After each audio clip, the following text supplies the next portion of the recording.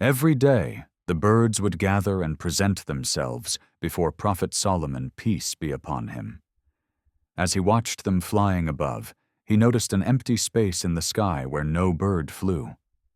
After some time, Solomon, peace be upon him, called the birds and asked them why there was a gap in their formation during the display. The birds replied, "This is the place of the crow." He then commanded, "Bring me the crow."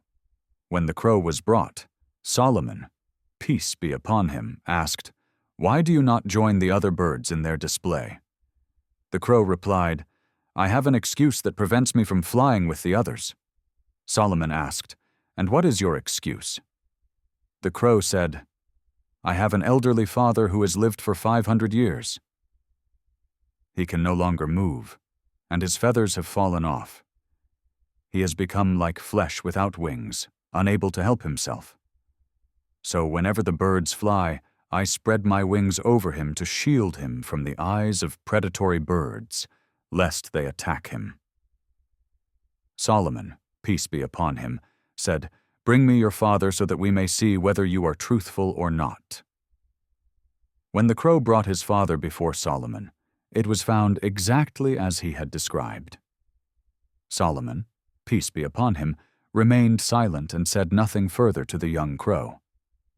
Instead, he asked the father crow, "Tell me, what is the strangest thing you have experienced in your long life?" The old crow replied, "The strangest thing I have ever witnessed was when I was young, soaring through the sky. I came upon a city unlike any other. Its walls, gates, and everything within it were made of pure gold. I landed upon its wall, and when the people of the city saw me, they gifted me a camel. I ate from it, as did the predatory birds, and then I left.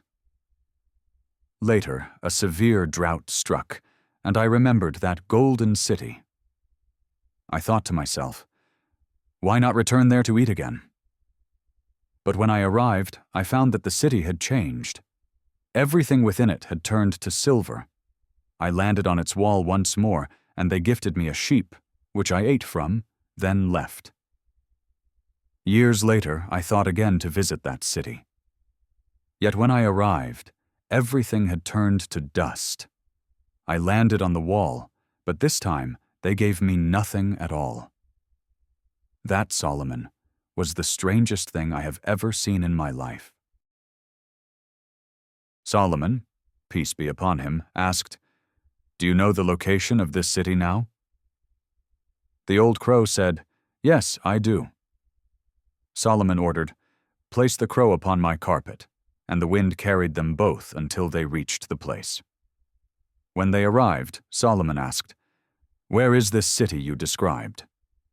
The crow pointed and said, "It was right there." But Solomon, peace be upon him, replied, "I see no trace of a city here." The crow insisted, "I am certain it was here." So Solomon commanded the wind to blow away the dust, and beneath it appeared the remains of an ancient city that had once existed. Solomon then ordered his companions, "Search for any living creature within this place."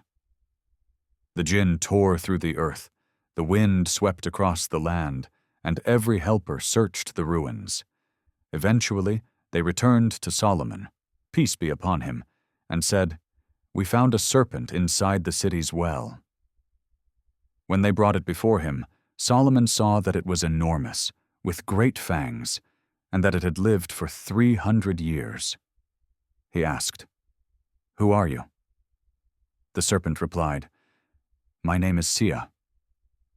Solomon then asked, "Do you know what happened to this city and its people?" The serpent answered, "I will not tell you anything until you give me a covenant with God that no harm will come to me."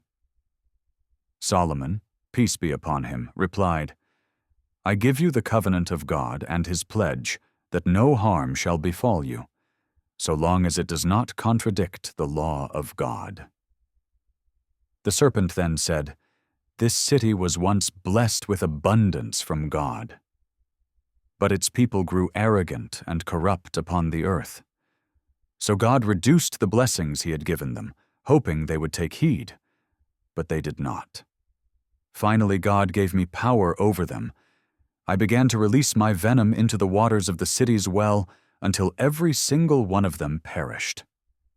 Upon hearing this, Solomon, peace be upon him, ordered the jinn to rebuild the city as it once was.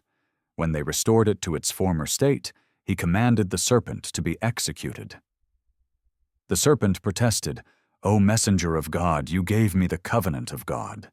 But Solomon replied, "I gave you the covenant of God not to harm you unlawfully. Yet you did not kill one man or one woman. You destroyed an entire city. Justice must be done." After the serpent was slain, Solomon took its massive fangs and hung them at the gate of the city. Whenever people passed through the gate, they would ask, "What are these great fangs?" And the reply was always, "These are the fangs of a serpent named Saya." Over time, people shortened the name. At first, they would say, "The fangs of the serpent Saya." Later, it became simply, "The fangs of Saya." And eventually, it was shortened again to Nablusia. From this came the name of the city we know today as Nablus, named after the fangs of the serpent Sia.